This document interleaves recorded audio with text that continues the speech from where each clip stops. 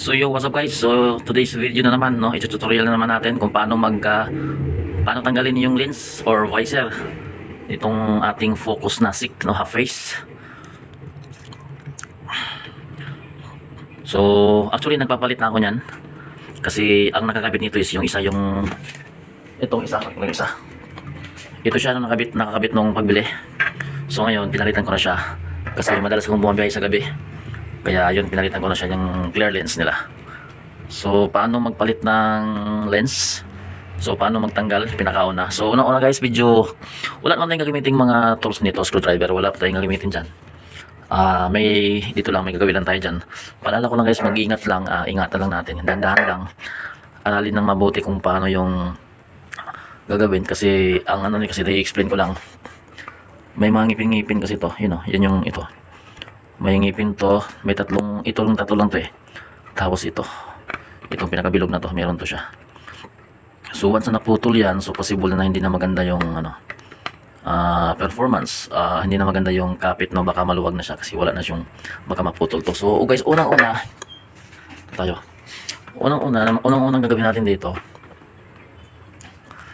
iangat lang natin yung shield. Ito, iangat natin pataas, sagad natin sa taas.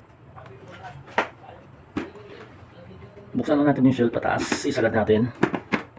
Kung napansin nyo guys, pag inangat nyo yan, ito na yung gagalawin natin. Yun nga sinasabi kong ingatan natin kasi ito meron niyang butas talaga na pag inaangat mo, tatapat na yan dito, yung ngipin na to. And then ito din, meron siya dito. So ganito guys, sundan nyo lang guys para maayos yung pagkatanggal. Unang-una, i-press natin ito pababa. Ito, press natin pababa yan. So lalabas na to. Pag press natin pababa, yung kabig natin, okay na guys. So nakalabas na itong isa. Yung nilalak nito is nakalabas na. So ito na lang dalawa. Ito tsaka itong isang ngipin na lang. So ang gagawin natin, dahan-dahan lang, medyo iangat natin pataas na tulak pag ganun. Pa-slide guys pag ganun.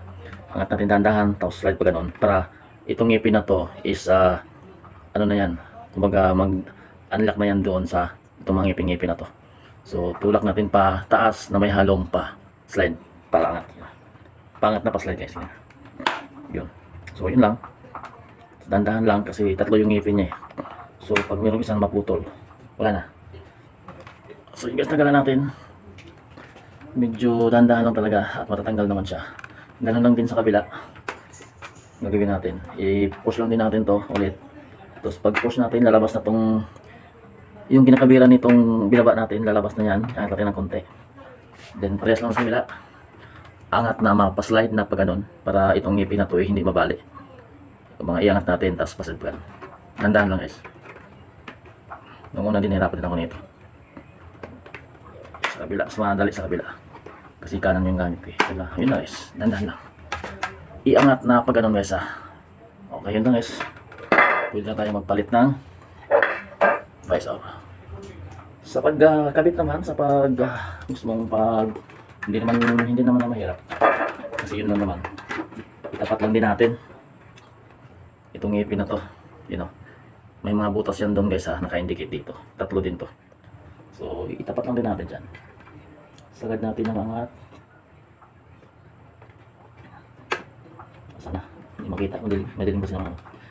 Yan, tapos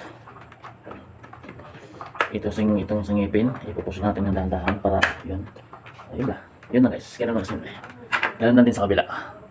So yun lang guys, maraming salamat at sana kung nakapanood ka sa video na to, mag-subscribe ka na rin sa ating channel. Maraming salamat. Ride safe.